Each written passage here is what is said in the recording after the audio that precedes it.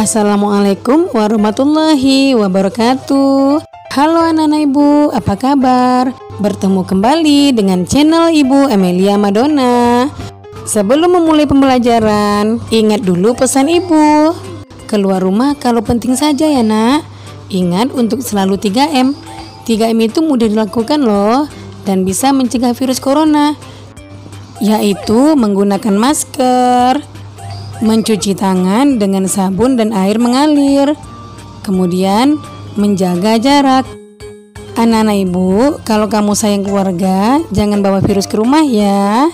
Anak-anak ibu, hari ini kita akan belajar tema 4, globalisasi. Subtema 1, globalisasi di sekitarku. Pembelajaran 1, kita berada di era globalisasi. Dapatkah kamu menyebutkan dan menjelaskan fakta tentang globalisasi yang ada di sekitarmu? Globalisasi adalah proses masuknya ke ruang lingkup dunia. Penyebab adanya globalisasi antara lain perkembangan teknologi dan alat komunikasi, serta kemajuan alat transportasi. Perkembangan teknologi dan alat komunikasi memudahkan kerjasama antar negara. Begitu juga dengan kemajuan alat transportasi yang memudahkan barang dari luar negeri masuk ke suatu negara dan sebaliknya. Pada tema 1, kamu sudah belajar tentang negara-negara yang tergabung dalam ASEAN. Negara-negara anggota ASEAN antara lain Indonesia, Malaysia, Singapura, Thailand, Filipina, Brunei Darussalam, Vietnam, Laos, Myanmar, dan Kamboja. Negara-negara tersebut menjalin kerjasama untuk mencapai tujuan bersama, seperti meningkatkan pertumbuhan ekonomi, sosial, dan budaya, serta menjaga perdamaian dan keamanan di kawasan Asia Tenggara. Kerjasama negara-negara anggota ASEAN disebabkan oleh beberapa faktor berikut. Yang pertama, sumber daya alam. Yang kedua, berada dalam wilayah yang sama. Dan yang ketiga, ilmu pengetahuan dan teknologi. Amati berbagai produk yang ada di sekitarmu. Produk tersebut bisa berupa pakaian, tas, atau sepatu kamu, temanmu, dan gurumu kenakan. Bisa juga makanan dan minuman, atau produk lain yang ada di sekitar kelasmu. Bisakah kamu menerka negara mana yang memproduksinya? Yang pertama adalah batik. Asal negaranya adalah Indonesia. Kemudian karpet dari Turki, boneka dari Tiongkok, mobil dari Jepang, jam tangan dari Swiss, dan susu dari Selandia Baru. Globalisasi memungkinkan beragam produk dari negara lain dapat kita temui. Kita bisa menemui berbagai makanan dari negara lain seperti pizza, jam tangan atau boneka dari negara lain. Produk Indonesia juga bisa ditemui di negara lain. Misalnya batik. Perkembangan komunikasi dan transportasi menjadikan barang-barang tersebut mudah ditemui di negara lain. Pada era globalisasi ini, Indonesia juga melakukan kerjasama dengan negara lain, termasuk negara-negara di ASEAN. Bagaimana peran Indonesia dalam kerjasama di bidang sosial budaya dengan negara-negara ASEAN? Menjelang akhir pertemuan ke-44 Menteri Luar Negeri ASEAN, tepatnya pada tanggal 20 Juli 2011 malam, di Hotel Nusa Indah Bali, diselenggarakan acara makan malam. Acara tersebut dihadiri oleh 50 Menteri Luar Negeri. Tampak Menteri Luar Negeri Amerika Hillary Clinton dan tampak Menteri Luar Negeri dari negara-negara ASEAN, Cina, Rusia, Uni Eropa, peninjau, dan tamu dari berbagai negara lain. Tentu saja berbagai makanan tradisional dihidangkan dan berbagai kesenian daerah ditampilkan seperti tarian-tarian tradisional Jakarta, Bali, dan Aceh. Sebagai acara puncak adalah penampilan angklung interaktif oleh Saung Mang Ujo. Semua hadirin dibagikan angklung, berbagai tangga nada, kemudian memainkan bersama-sama dan dipimpin oleh Daeng Ujo. Tampak semua undangan berbahagia. Mereka dihadiahi angklung yang baru saja mereka mainkan sebagai tanda mata dari Indonesia. "It's for you, a souvenir from Indonesia," kata Daeng Ujo sang komandan. Malam yang berkesan itu sangat membantu dan menciptakan iklim yang kondusif.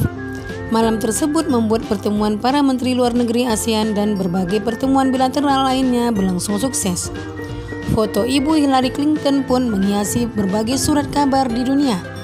Berkat angklung, Ibu Hillary Clinton pun menjadi duta Indonesia. Nah, anak-anak Ibu, mari kita jawab 3 pertanyaan berikut. Yang pertama, bagaimana bentuk kerjasama Indonesia dengan negara-negara Asia Tenggara di masa globalisasi ini? Nah, bentuk kerjasama yang terjalin merupakan kerjasama regional yang melibatkan Indonesia dengan negara-negara Asia Tenggara. Saat ini, organisasi ASEAN menjadi wadah kerjasama di berbagai bidang seperti politik, ekonomi, keamanan, sosial, dan budaya. Pertanyaan kedua, bagaimana peran Indonesia dalam kerjasama tersebut? Nah, peran Indonesia dalam kerjasama tersebut adalah Indonesia pernah menjadi tuan rumah penyelenggaraan pertemuan kerjasama, menjadi salah satu pendiri ASEAN. Indonesia pernah memimpin ASEAN, dan Indonesia ikut juga serta menciptakan perdamaian di Asia Tenggara. Pertanyaan ketiga, bagaimana peran angklung dalam acara tersebut? Ya, tentu saja mampu menghadirkan kebahagiaan bagi semua undangan. Kerjasama Indonesia dengan negara-negara di Asia Tenggara di bidang sosial budaya di masa globalisasi. Yang pertama, bentuk kerjasamanya adalah untuk kepentingan kemanusiaan, menjaga perdamaian antara negara anggota, mewujudkan Asia Tenggara bebas narkoba. Kemudian, peran Indonesia dalam hubungan kerjasama dengan negara di Asia Tenggara adalah yang pertama, mengirimkan bantuan kepada negara-negara yang dilanda bencana alam atau konflik. Yang kedua, ikut serta menyelesaikan konflik Kamboja. Yang ketiga, melakukan upaya-upaya pemberantasan narkoba. Kemudian, bentuk kerjasama di bidang budaya. Bentuk kerjasamanya adalah memperkenalkan negara-negara anggota melalui lembaga-lembaga pendidikan seperti sekolah. Yang kedua, menyelenggarakan festival dan pekan film. Yang ketiga, mengadakan festival seni. Yang keempat, mengadakan program pertukaran acara televisi dan radio. Kemudian yang terakhir, mengadakan program pertukaran artis. Peran Indonesia dalam hubungan kerjasama dengan negara di Asia Tenggara. Yang pertama, memberi sponsor seniman-seniman lokal untuk mengadakan pentas seni di negara tetangga. Yang kedua, mengundang seniman dari negara tetangga untuk mengadakan pentas seni di Indonesia. Yang ketiga, mendukung program pertukaran pelajar antar negara anggota termasuk beasiswanya. Yang kedua, muatan bahasa Indonesia KD 3.2 dan 4.2. Pengertian teks eksplanasi. Tahukah kamu apa yang dimaksud dengan teks eksplanasi?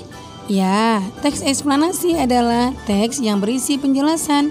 Susunan teks eksplanasi adalah sebagai berikut.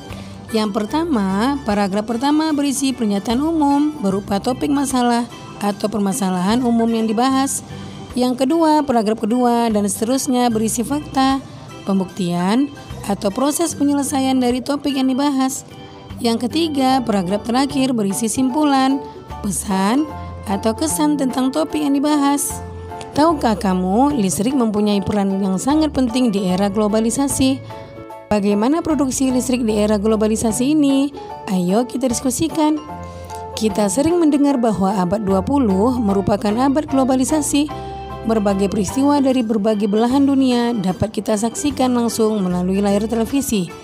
Pada jam, menit, atau bahkan detik yang sama, kita dapat berhubungan dengan sanak saudara, kerabat, atau sahabat yang berada di negara lain dengan mudah. Kita seakan hidup dalam satu desa yang sangat besar. Anak-anak Ibu, dengarkan teks berikut. Menghasilkan energi listrik. Listrik memiliki peran penting di era globalisasi. Tidak dapat dipungkiri bahwa globalisasi terjadi karena perkembangan teknologi di berbagai bidang yang didukung oleh peran listrik sebagai sumber energi di dalamnya. Dengan ditemukannya televisi, komputer, dan telepon genggam, arus informasi kemudian menyebar dengan begitu cepat ke berbagai negara di belahan dunia. Kebutuhan akan listrik kemudian menjadi suatu hal yang harus dipenuhi bagi semua negara di era globalisasi saat ini. Listrik dihasilkan di pusat pembangkit menggunakan beragam sumber energi. Pada pembangkit listrik tenaga air atau PLTA, air dari waduk atau sungai masuk melalui pintu. yang diatur oleh katup pengaman. Air kemudian masuk ke tangki pengaman tekanan. Air di dalam pipa pesat mengalirkan dan mengarahkan air ke turbin melalui katup pengatur tekanan untuk mendapat tekanan energi yang besar. Energi potensial air kemudian menggerakkan turbin. Energi gerak tersebut kemudian diubah menjadi energi listrik oleh generator.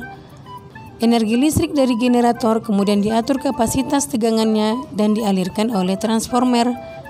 Energi listrik kemudian dibagikan ke konsumen oleh saluran transmisi. Komponen utama pada semua pembangkit energi listrik adalah turbin dan generator. Turbin tersebut harus bergerak untuk menghasilkan energi gerak yang kemudian diubah menjadi energi listrik oleh generator. Energi penggerak turbin selain dari aliran air juga bisa didapat dari angin atau PLTA, panas bumi atau PLTU, dan sumber energi lain. Adakah sumber energi di daerahmu yang bisa digunakan sebagai pembangkit energi listrik? Nah, dari teks tersebut kita bisa menuliskan informasi penting dalam setiap paragraf. Mari kita isi diagram berikut. Paragraf pertama yaitu topik masalah. Peran penting listrik di era globalisasi. Paragraf kedua, deret penjelas, yaitu pada PLTA, air waduk atau sungai masuk ke tangki pengaman tekanan melalui pintu yang diatur oleh katup pengaman.